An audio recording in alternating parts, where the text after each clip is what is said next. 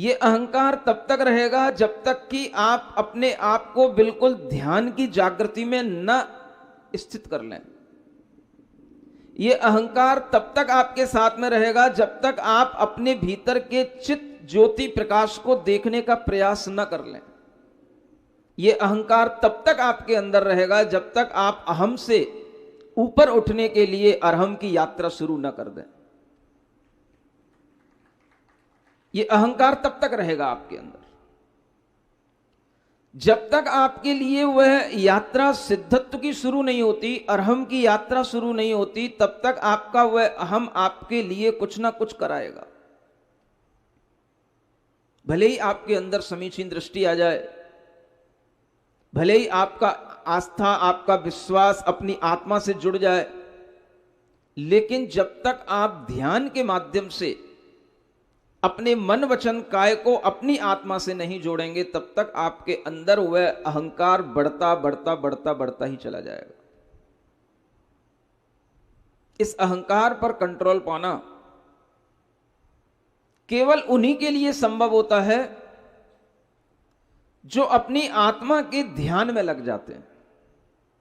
और अगर ध्यान से हटे, बाहर की चमक उन्होंने देखी, दुनिया का साम्राज्य उन्हें दिखाई दिया, तो उनके अंदर वह अहंकार आ ही जाता है। और यह अहंकार तभी छूटेगा जब आप बिल्कुल अंतर्मुखी हो जाओगे। और अंतर्मुखी होने का मतलब है ध्यान में स्थित हो जाना।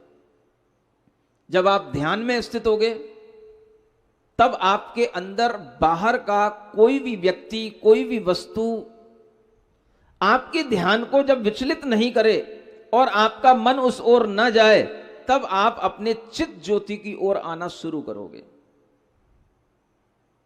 बाहुबली ने सब छोड़ा, और सब छोड़ने के बाद में जब वह अपने चैतन्य ज्योति को देखने के लिए अपने भीतर के अहम को विसर्जित कर रहे हैं, तो वह अहम विसर्जित करने में, अहम को छोड़ते जाने में, हर तरह से अहम का समर्पण निकाल करके उसे अलग करने में उन्हें बहुत समय लग रहा है। और जितना भी समय लगेगा वो लगेगा। आप ध्यान में बैठ जाते हो, चाहे खड़े हो जाते हो, आपको महसूस होता है कि ध्यान में बैठने के बाद भी हमें वह महसूस नहीं हो रहा है, वह प्रकाश नहीं आ रहा है जो आना चाहिए। तरह तरह की चीजों का आलंबन लिया जाता है, कभी ज्ञान का, कभी ध्यान के अनेक तरह के उपायों का, कभी अनेक तरह की भावनाओं का, कभी अनेक प्रकार के चिंतनों का। और इस तरह का करते करते करते करते जब मन बिल्कुल उस प्रक्रिया में डूब जाए, तब एक क्षण आता है जब वह चित ज्योति प्रकट होती है, जिसको कहते हैं केवल ज्ञान को प्रकट हो जाना, केवल ज्ञान की उत्पत्ति हो जाना। और वह चित ज्योति जब आ गई, प्रकाश आ गया, तब समझना अंधकार इस आत्मा से पूरा का पूरा छट गया, हट गया।